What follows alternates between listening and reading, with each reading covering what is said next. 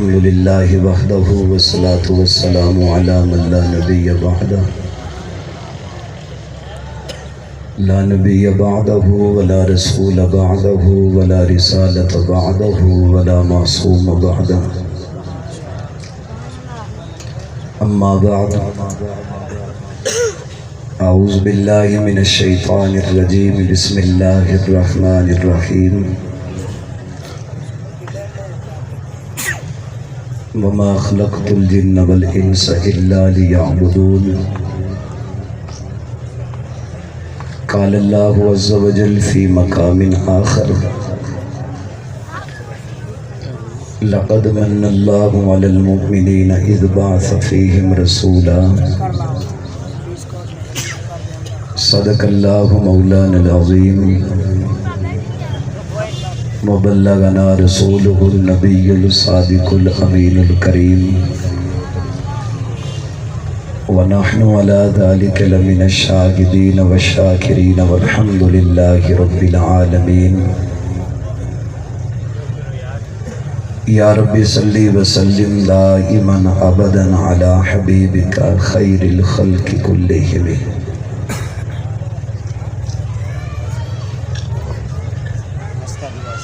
میرے انتہائی قابل قدر ذکر و ذی وقار اسٹیج اور پنڈال میں تشریف فرما معزز و محترم علماء کرام، سامعین و ناظرین، بزرگان دین، نوجوان دوستوں، ساتھیوں، بھائیوں، میرے لیے یہ سعادت کی بات ہے کہ مسلک اہل سنت والجماعت کے عقائد اور نظریات کے اس عظیم و شان سالانہ نمائندہ اجتماع میں حاضری اور گفتگو کا موقع میسر آیا ہے۔ میں قلبی طور پر شکر گزار ہوں برادر محترم حضرت مولانا جلیل احمد عباسی صاحب سلمہ اللہ تعالی کا، اور اسی طرح مخدوم محترم حضرت مولانا قاضی عمر فاروق صاحب دامت برکات مولالیہ کا۔ اسٹیج پر علماء کرام تشریف فرما ہیں،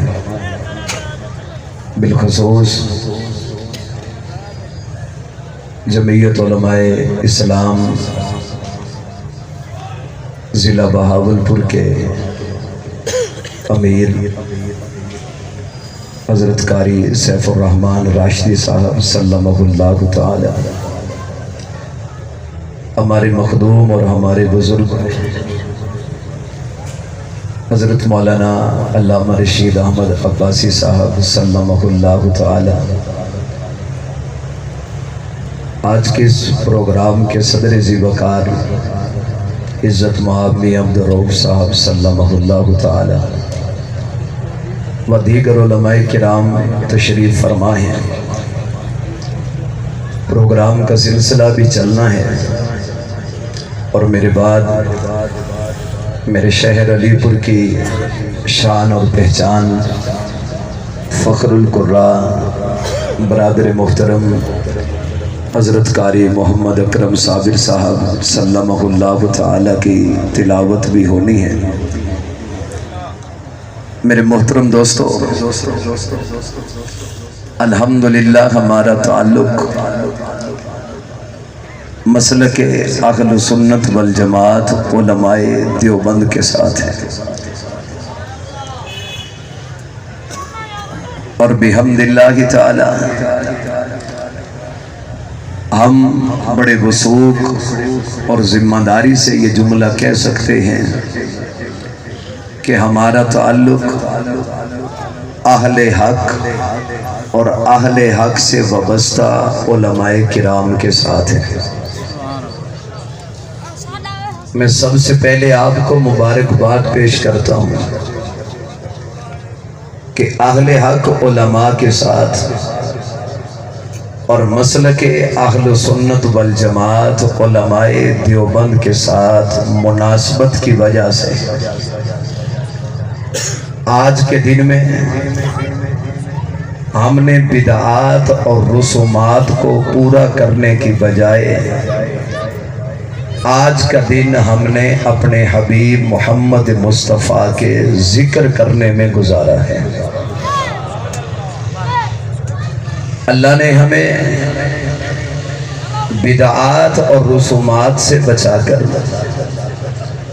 اپنے احکامات اور امام کائنات کی سنت طیبہ پر عمل کرنے والے طبقہ میں شامل فرما دیا۔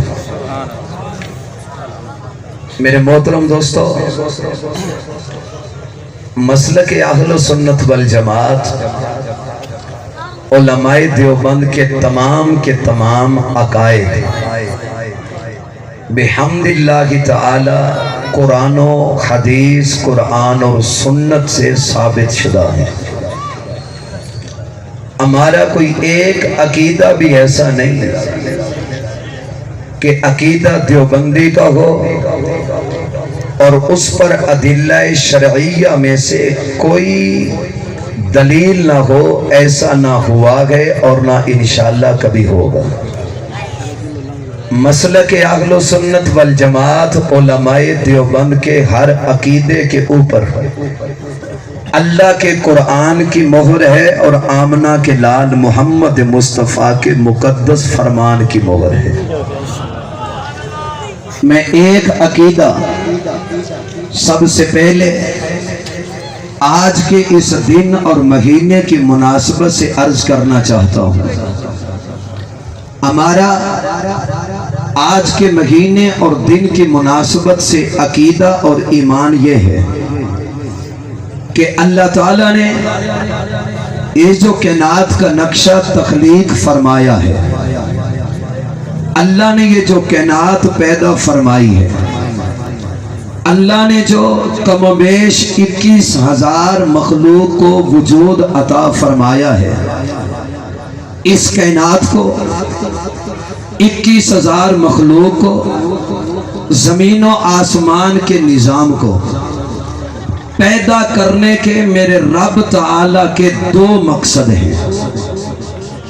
اللہ نے انسانوں کو پیدا کیا تو مقصد 2 ہیں، اللہ نے زمین و آسمان کو پیدا کیا تو مقصد 2 ہیں، اللہ نے اس کائنات کو وجود بخشا تو اس کائنات کو وجود دینے کا مقصد صرف 2 ہے۔ اس میں سے ایک مقصد کا ذکر اللہ نے قرآن میں فرمایا اور دوسرے مقصد کا ذکر آمنہ کے لال محمد مصطفیٰ نے اپنے ارشاد میں فرمایا۔ اور دیوبندی کا عقیدہ یہ ہے کہ قرآن بھی سچا اور آمنہ کے لال محمد مصطفیٰ کا فرمان بھی سچا ہے۔ جہاں پر قرآن آ جائے دیوبندی اپنی عقل نہیں چلاتا، وہ اپنی سوچ پہ فیصلہ نہیں کرتا، وہ قرآن کے مقابلے میں اپنے ذہنی تراش کو سامنے رکھ کر یہ نہیں کہتا کہ قرآن تو یوں کہتا ہے لیکن میری عقل کا تقاضا یہ ہے۔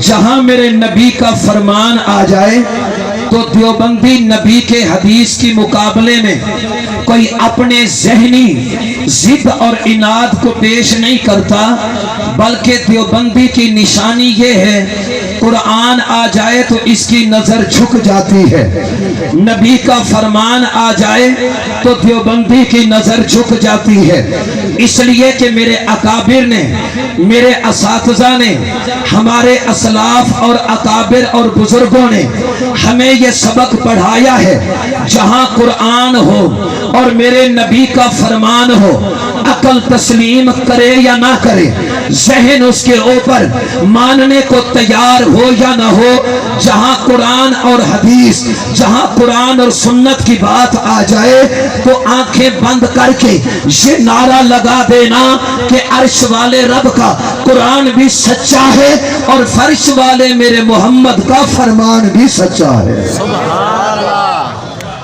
ایک عقیدہ اللہ نے کائنات کو کیوں پیدا کیا؟ اس کائنات کو پیدا کرنے کے دو مقصد ہیں۔ ایک مقصد کا ذکر اللہ نے قرآن میں فرمایا، وہ مقصد کیا کہ میرے دوستو توجہ، اللہ کا قرآن کہتے ہیں وَمَا خَلَقْتُ الْجِنَّ وَالْإِنسَ إِلَّا لِيَعْبُدُونَ، اللہ فرماتے ہیں انسان اور جنات کو پیدا میں اللہ نے اپنی عبادت کے لیے کیا، بلکہ میں اس جملے کو کہنے سے پہلے اپنے اکابر اور اسٹیج پر تشریف فرما خطبہ اور علماء کی نظر ایک جملہ عرض کرنا چاہتا ہوں، اس کے اوپر دلیل بعد میں لے کر آؤں گا۔ اللہ نے کائنات کو کیوں پیدا کیا؟ رب کے کائنات کو پیدا کرنے کا مقصد کیا تھا؟ اس شریف کے میرے غیور سنی نوجوان دوستو، بزرگوں، بھائیوں، یاد رکھ لینا علماء دیوبند کا عقیدہ اور ایمان یہ ہے اللہ نے اس کائنات کو دو مقاصد کے لیے پیدا کیا ہے۔ اللہ نے اس کائنات کو وجود جو عطا فرمایا اس کے دو مقصد ہیں۔ پہلا مقصد عبادت خدا ہے، دوسرا مقصد اس زمین پر آمد محمد مصطفیٰ ہے۔ سبحان اللہ، نعرہ تکبیر، تاج و تخت ختم نبوت، تاج و تخت ختم نبوت، شان صحابہ، شان قرآن، نعرہ تکبیر۔ اللہ نے کائنات کو کیوں پیدا کیا؟ دو مقصد ہیں، یہ دیوبندی کا عقیدہ ہے۔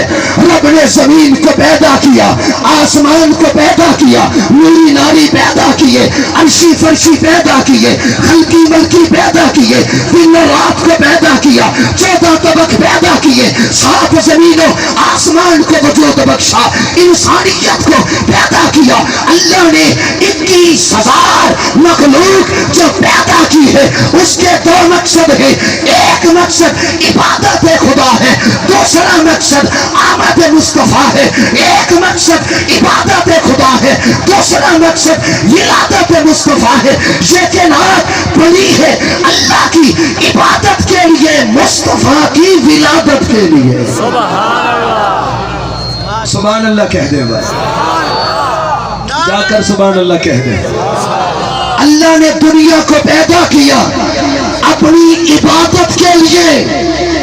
دلیل اللہ کا قرآن ہے وَمَا خَلَقْتُ الْجِنَّ وَالْإِنسَ إِلَّا لِيَعْبُدُونَ، اللہ فرماتے میں نے جنات اور انسانوں کو پیدا کیا اپنی عبادت کے لیے۔ اب جاگیے گا، دوسرا مقصد اس پہ دلیل ایک حدیث ہے جس کو علامہ بہقی نے اور مستدرک حاکم نے نقل کی ہے۔ میرے دوستو توجہ کرنا، اور اس حدیث کے راوی کا نام لینے لگا ہوں۔ وہ حدیث میرے نبی سے پہنچانے والا کون ہے، نبی سے سننے والا کون ہے، امت کو دینے والا کون ہے، اس شریف کے دوستو میں راوی کا نام لینے لگا ہوں۔ اور اس وقت ضرورت ہے کہ اس کا ذکر کیا جائے، ضرورت ہے آپ کے جذبے کی، ضرورت ہے آپ کے ولولے کی، کیونکہ اس وقت اس دھرتی پر اس کو مظلوم کہہ دیا گیا ہے۔ وہ شخصیت کون ہے جس نے نبی کے فرمان کو سنا، میرے اور آپ تک پہنچایا؟ وہ شخصیت کوئی عام نہیں ہے، نبی کا صحابی ہے، علی کا داماد ہے، بطول کا داماد ہے، 22 لاکھ مربع میل کا حکمران ہے، نام ہے سیدنا فاروق اعظم۔ دلی گلی نگر نگر، دلی گلی نگر نگر، دلی گلی نگر نگر۔ کوئی مجمع میں سے اٹھ کر نعرہ لگا دے گلی گلی نگر نگر، اور اتنی زور سے جواب دینا کہ حیدرآباد کے کافر تک آپ کی آواز جانی چاہیے جس نے حضرت عمر کا پتلا بنا کر جلایا۔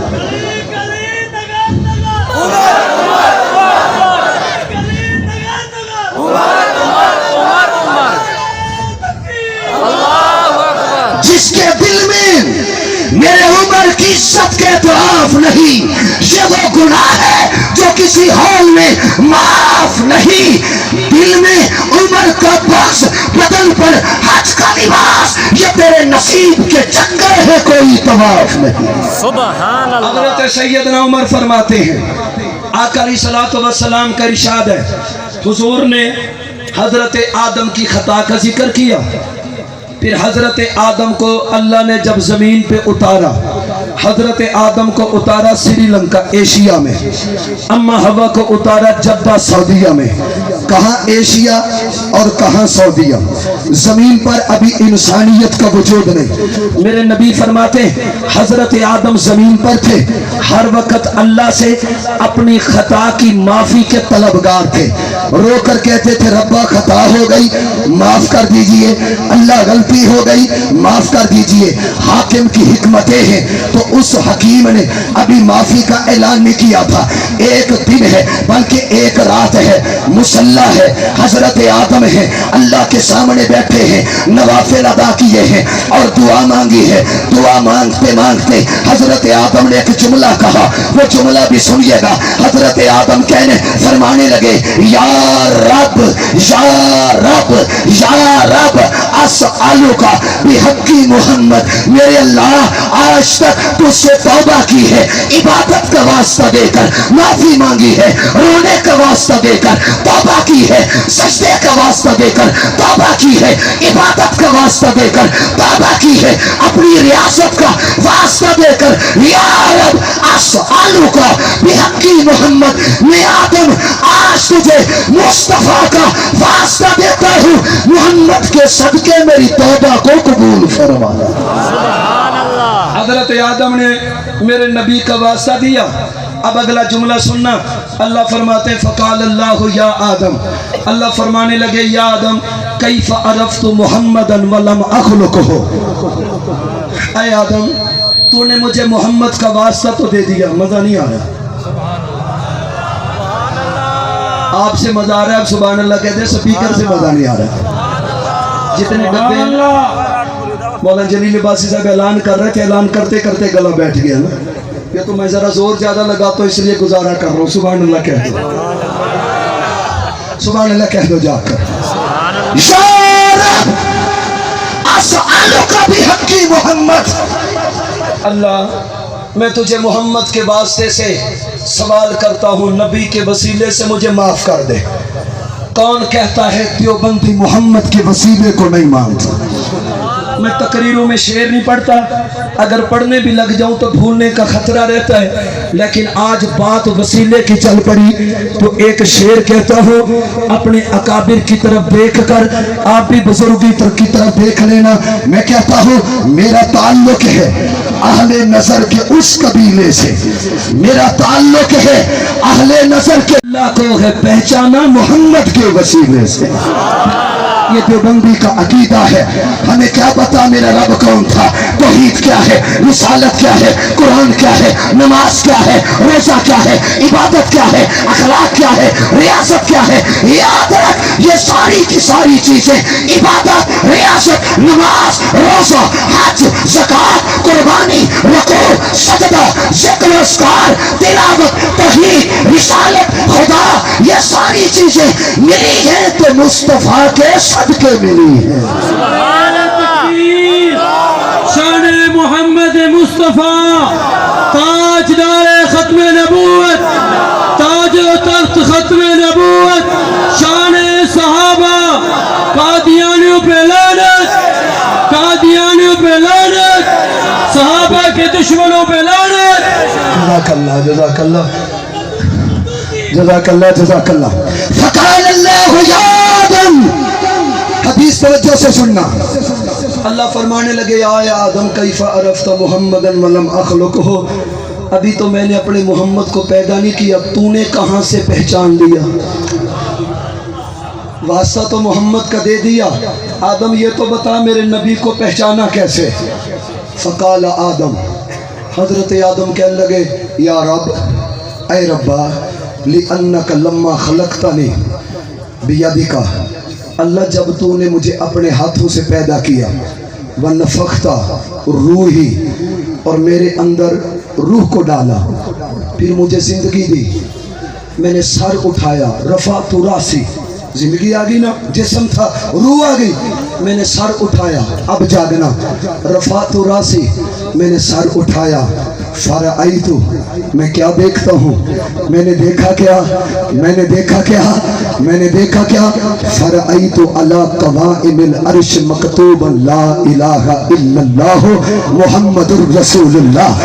اللہ جب تو نے مجھے پیدا کیا اپنے ہاتھوں سے جسم عطا کیا پھر میرے جسم میں اللہ تو نے روح کو ڈالا مجھے زندگی دی میں بیدار ہوا میں نے آنکھیں کھولی میں نے سر اٹھایا جیسے میں نے سر اٹھایا میری نگاہ تیرے عرش کے اوپر پڑی مکتوباً تیرے عرش کے اوپر لکھا ہوا تھا لا الہ الا اللہ محمد الرسول اللہ. جب میں نے تیرے نام کے ساتھ لکھا نام محمد دیکھا میں پہچان گیا اللہ کو اپنی خلقت میں سب سے زیادہ اگر کوئی ذات پیاری ہے تو مصطفیٰ کی ذات پیاری ہے. اگلا جملہ بھی نبی کا سنا دو. صدقت یا آدم.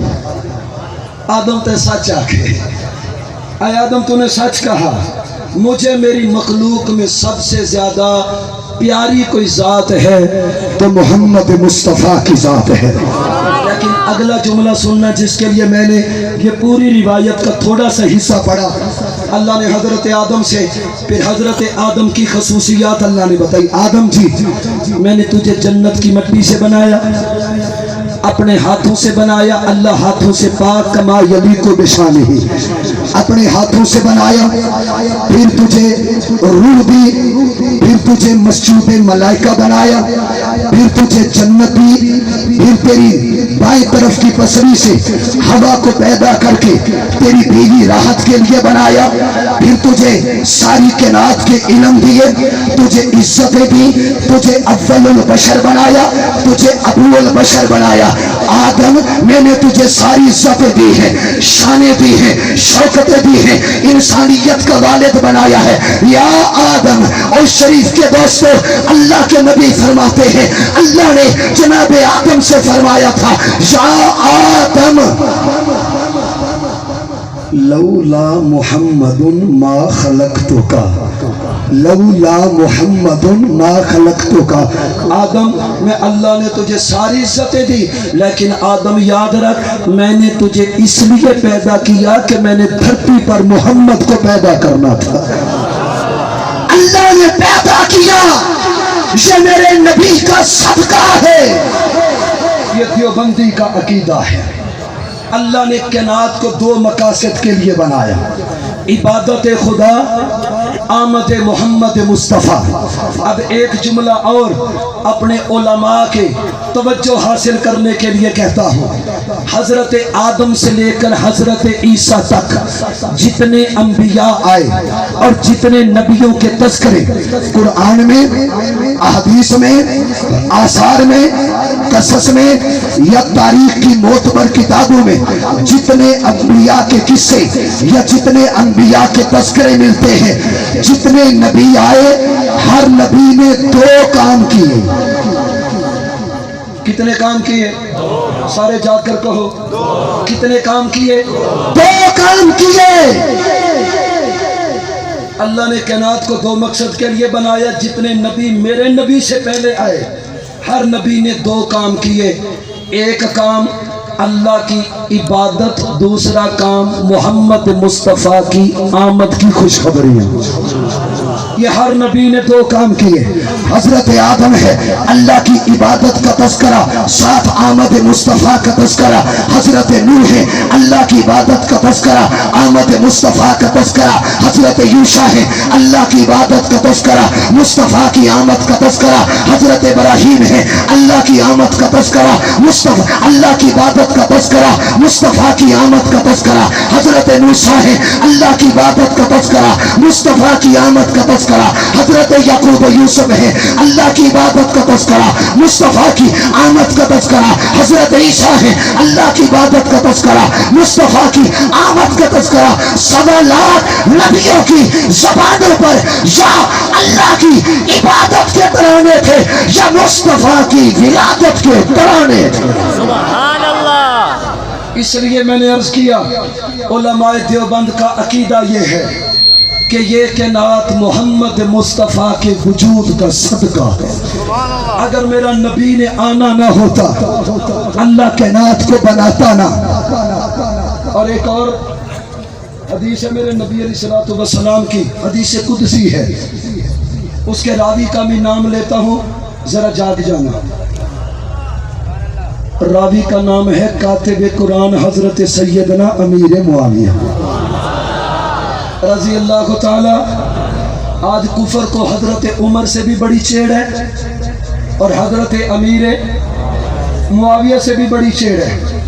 میں کچھ دنوں سے بڑا ایک بات کے اوپر پریشان تھا کہ ایک آدمی وہ سوشل میڈیا پر حضرت قائد جمعیت کے خلاف بڑی سخت سخت پوسٹیں لگاتا تھا، ٹھیک ہے، بہت سخت سخت، یعنی ایسے بندہ کسی بڑے سے بڑے کو بھی ایسی کوئی بات نہیں کہتا جو وہ حضرت قائد جمعیت کے بارے میں وہ جملے سوشل میڈیا پر لکھتا تھا۔ تو ہم چونکہ ذرا سوشل میڈیا پر محتاط رہتے ہیں، جواب زیادہ دیتے نہیں۔ تو ایک دن یہ ابھی پی ٹی آئی کا ایک بات ہے، نہیں بات فاروق، اس کا بیٹا فوت ہوا عمار، ٹھیک ہے جی، تو اس بندے نے پوسٹ کر دی کہ آج کے عمار کے قاتل بھی جہنمی ہیں اور کل کے عمار کے قاتل بھی جہنمی تھے۔ سمجھ گئے، وہ حضرت عمار بن یاسر تک جا پہنچا، ٹھیک ہے۔ تو میں نے اس کو تھوڑا سا جواب دیا، تو پھر میں نے اسے کہا کہ یار میں چونکہ سوشل میڈیا پہ زیادہ ہوتا نہیں ہوں، یہ میرا پرسنل نمبر ہے، میرے ساتھ واٹس ایپ پہ آؤ، ہم بات کرتے ہیں۔ میں ایک جملہ آپ سے عرض کرنا چاہتا ہوں، اس کو توجہ سے دل میں جگہ دیجئے گا۔ جب حضرت جی میں نے اس سے بات کرنا شروع کی تو اس کا عقیدہ آپ کو ایک بتاتا ہوں، جو قائد جمعیت کو گالیاں دیتا تھا اس کا عقیدہ کیا تھا۔ جب میں نے اس کا عقیدہ پوچھا، اللہ معاف کرے میری آج کل اس سے بات بڑی زور شور سے چل رہی ہے، وہ کہنے لگا میرا امیر معاویہ کے بارے میں عقیدہ یہ ہے کہ نعوذ باللہ معاویہ جہنمی ہے۔ اور آپ کے دل میں آپ کو ایک بات عرض کرنا چاہتا ہوں، جو آج کے زمانے میں کسی عالم کو گالی دے، خدا کی قسم یہ علماء سے اوپر جاتے جاتے جاتے جاتے جاتے جاتے جاتے صحابہ تک جائے گا۔ جا کر چیک کر لو، جو آج سوشل میڈیا پر علماء کو بالخصوص ہمارے وہ علماء جو سیاست میں کردار ادا کر رہے ہیں، جو ان کو گالیاں دیتے ہیں، ذرا جا کر ان کے ساتھ بات کرو، یہ صحابہ کے اوپر اعتماد نہیں کریں گے۔ اس لیے کہ عالم کو گالی دینا جب بندہ شروع کرتا ہے تو جری ہوتا ہے، پھر اس کی زبان کھلتی ہے، پھر وہ بدبختی میں بڑھتا بڑھتا بڑھتا بڑھتا بڑھتا اس حد تک چلا جاتا ہے کہ وہ صحابہ کی ذات کے اوپر بھی تنقید کرنا اپنا حق سمجھتا ہے۔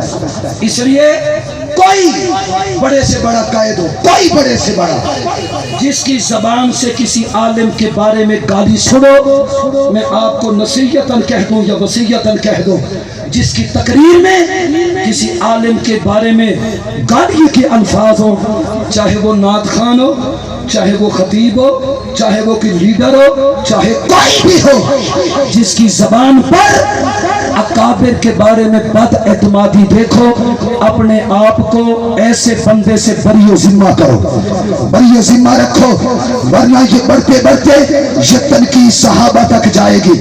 حضرت امیر معاویہ میرے پاک پیغمبر کا سالہ ہے۔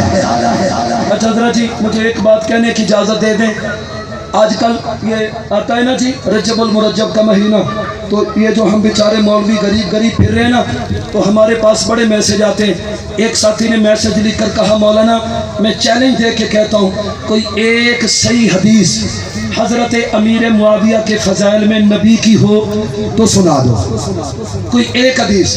میں نے اسے کہا کہ بھائی میں اس بحث میں نہیں جاتا کہ میرے نبی کی کتنی حدیثیں اور صحیح احادیث حضرت امیر معاویہ کی فضیلت میں ہے، لیکن میں آپ سے سوال اتنا کرتا ہوں، اگر امیر معاویہ کا نام لے کر میرے نبی کا کوئی فرمان نہیں ہے تو کیا ہوا؟ یہ جو 1.25 لاکھ نبی کے صحابہ تھے، کہ میرے نبی نے سب کا نام لے کر فضیلت بیان کی ہے؟ جن صحابہ کے نام بھی نہیں پتا پھر ان کے بارے میں کیا کہو گے؟ لیکن اگر کوئی مجھ سے پوچھے معاویہ کون ہے، میں کہتا ہوں اگر امیر معاویہ کا نام لے کر کوئی صحیح حدیث نہ بھی مانے تو مجھے یہ بتا دو کہ فائزون میں کہ معاویہ شامل نہیں ہے، محتدون میں کہ معاویہ شامل نہیں ہے، رضی اللہ عنہم ورضوا عنہ میں کہ معاویہ شامل نہیں ہے، اولئک حزب اللہ میں کہ معاویہ شامل نہیں ہے، اولئک الذین امتحن اللہ قلوبہم بالتقوی کہ اس میں معاویہ شامل نہیں ہے، رضی اللہ عنہم ورضوا عنہ کہ اس میں معاویہ شامل نہیں ہے، راشدون میں معاویہ، فائزون میں معاویہ، محتدون میں معاویہ، متقون میں معاویہ، اولئک هم المؤمنون حقا में मुआविया, अगर हदीस में आते हो असहाबी का नजूम फबियही मुक्तदैतुम इहतदैतुम, इसमें मुआविया, अगर हजरत अमीर मुआविया को हदीस में देखना चाहते हो तो मेरे पैगंबर ने फरमाया था अल्लाह अल्लाह फी असहाबी ला तत्तखिजुहुम मिन बादी गरज़ा फमन अहब्बहुम फबिहुब्बी अहब्बहुम वमन अबग़ज़हुम फबिबुग़ज़ी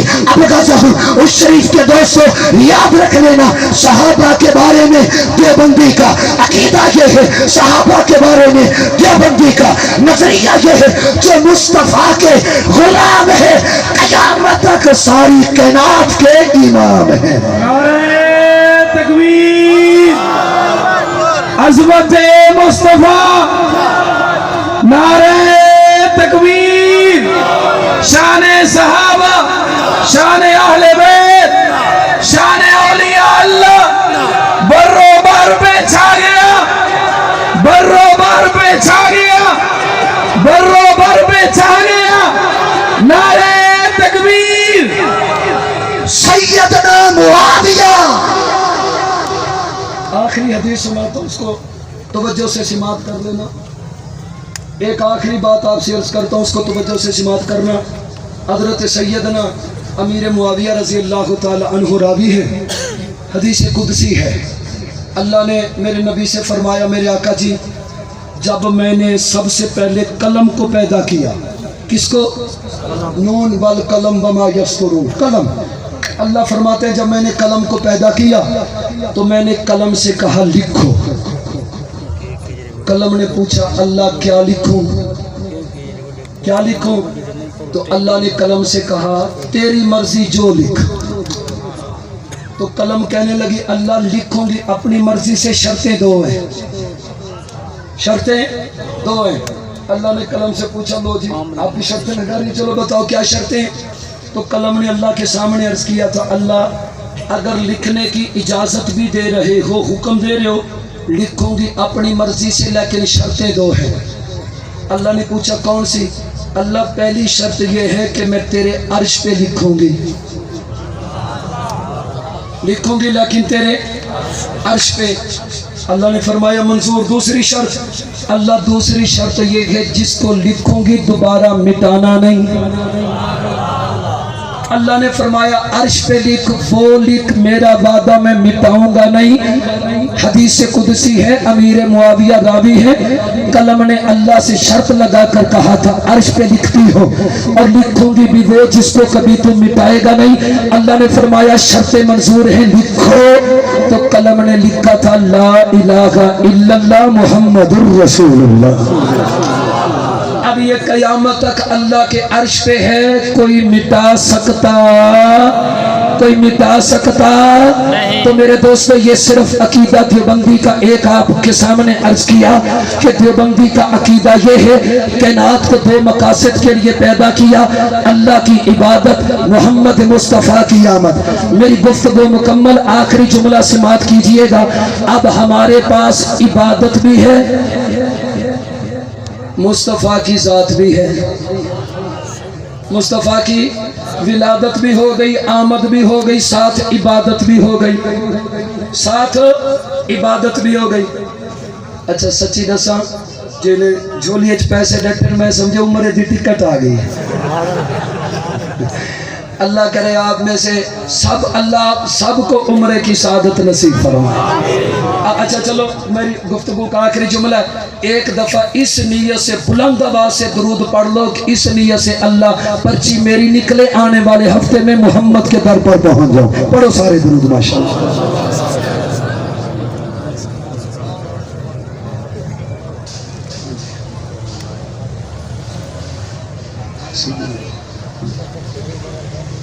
अब एक दफा सुभान अल्लाह कह दो, एक दफा सुभान अल्लाह कह दो। इबादत, मुस्तफा की आमद। गुफ्तगू मुकम्मल, आखिरी जुमला। देवबंदी का मिजाज और नजरिया ये है, हम उसको इबादत कहते हैं जिसके ऊपर मेरे मोहम्मद के तरीके की मोहर होती है। सोनी हो, चमकदार हो, लेकिन उसके ऊपर मेरे मोहम्मद की मोहर ना हो, وہ محرم ہو یا ربیع الاول ہو، نہ تو ہم پیٹنے کوٹنے والے، نہ ہم کودنے ناچنے والے۔ محرم میں صبر، ربیع الاول میں شکر۔ نہ ہم ماتم کے قائل، نہ ہم ناچ گانے اور ڈھول اور کودنے کے قائل۔ ہم محرم میں صبر اس لیے کرتے ہیں کہ مصطفیٰ کا سبق ہے۔ ہم ربیع الاول میں شکر اس لیے کرتے ہیں کہ مصطفیٰ کی تعلیمات ہیں۔ ہم صبر اور شکر کی تعلیمات پر اس لیے چلتے ہیں کہ دیوبندی کا نظریہ یہ ہے، دیوبندی کا ذوق یہ ہے، دیوبندی کا مزاج یہ ہے، دیوبندی کا نظریہ یہ ہے۔ عبادت اس کو کہا جائے گا، قیامت کی صبح تک حکم خدا کا چلے گا، طریقہ محمد مصطفیٰ کا چلے گا۔ استاد جی عباسی صاحب 1 منٹ ہے، 1 منٹ۔ وہ ہمارے بہت بڑے مناظر گزرے، استاد جی مولانا امین صدر اکاڑوی رحمت اللہ علیہ کرے کروں۔ ایک دفعہ وہ ایک علاقے میں بیان کرنے گئے تو بیان والوں نے پوچھا حضرت کھانا پہلے کھائیں گے یا بعد میں؟ وہ حضرت توسوی رحمت اللہ علیہ کے پاس ملتان میں ایک بندہ گیا تھا ٹائم لینے، حضرت نے ٹائم دیا تو کہنے لگا حضرت کھانا پہلے کھوسو یا بعد؟ حضرت توسوی صاحب اپنے الفاظ میں کہنے لگے میرا بابا میرا 40 سال کا تجربہ ٹکو روح جڑا پہلے مل پوے۔ تو حضرت اکاڑوی رحمت اللہ علیہ کو بندے نے کہا حضرت کھانا پہلے کھائیں گے یا بعد میں؟ حضرت نے فرمایا کھانا لے ہو۔ اب توجہ کرنا، 1 منٹ کی بات ہے، میں سارا کچھ اسی میں کہہ جاؤں گا۔ اب وہ بندہ لایا ڈش، سالن ڈونگا بھریا ہوا، 4-5 روٹیاں نال لاتا ہوئے ایہو جیڑا ڈنڈا لکڑی سوٹی ساتھ رکھی ہو۔ حضرت نے سالن کو دیکھا، روٹی کو دیکھا، ڈنڈے کو دیکھا تو حضرت نے سوچا روٹی کھانی ہے، سالن میں بھگونی ہے، ڈنڈے کا کیا کرنا ہے؟ تو حضرت نے اس نوجوان کو بلایا، کہتے بابا روٹی سمجھ آ گئی، سالن سمجھ آ گیا، ڈنڈا کیوں لائے ہو؟ کہتے حضرت سادہ رواج ہے، گھر میں کوئی مہمان آئے تو ہم ساتھ ڈنڈا رکھ دیتے، کیوں یہ نہیں پتا، رواج ہے۔ حضرت نے پوچھا آپ کی عمر؟ کہنے لگا جی 20-25 سال۔ حضرت نے فرمایا کہ 50-60 سال کا بابا بزرگ ہے؟ کہتے جی میرا ابا جی ہے۔ کہتا لے آؤ۔ ابا جی کو بلا لیا گیا تو حضرت نے ان کے والد سے پوچھا بابا جی جب آپ کی عمر 15-20 سال ہوتی تھی اور آپ کے گھر میں مہمان آتا تھا تو آپ ڈش میں کیا رکھ کے دیتے تھے روٹی کے ساتھ؟ اس نے کہا حضرت جی ہم رکھتے تھے سکرنڈا، یہ پنجابی کا لفظ ہے سکرنڈ، کانا جنرل چکا بڑھ دیں۔ حضرت نے پوچھا کہ سکرنڈا کیوں رکھتے ہو؟ کہتے جی ساڑھا رواج ہے، ڈاڑے بابے رکھیں جا نصیرہ چھوڑیں دو، لیکن حکمت ہمیں بزرگوں نے یہ بتائی اگر مولوی عبدالقدوس جیسا ہو، روٹی کھائے دانتوں کا مریض ہو اور کھانا کھانے کے بعد اس کے دانت باڑ میں کہ روٹی کے ذرات پھنس جائیں تو وہ سکرنڈ اتار کے دانتوں میں مار رہی، اس لیے سکرنڈا رکھتے تھے۔ حضرت نے پوچھا آپ کی عمر؟ کہنے لگا جی میری عمر 50-55 سال ہے۔ تو حضرت نے پوچھا یہ بتاؤ کہ اس علاقے میں کوئی 90-95 سال کا بابا بزرگ ہے؟ توجہ پوری کرنا، پوری ہے توجہ سب کی، پیچھے تک سارے توجہ سے بیٹھے۔ تو حضرت نے پوچھا کہ کوئی 80-85-90-95 سال کا بابا لاؤ۔ وہ ساتھ ہمسائے ایک بابا تھا 90-95 سال کو، اس کو لایا گیا تو حضرت نے اسے پوچھا بابا جی؟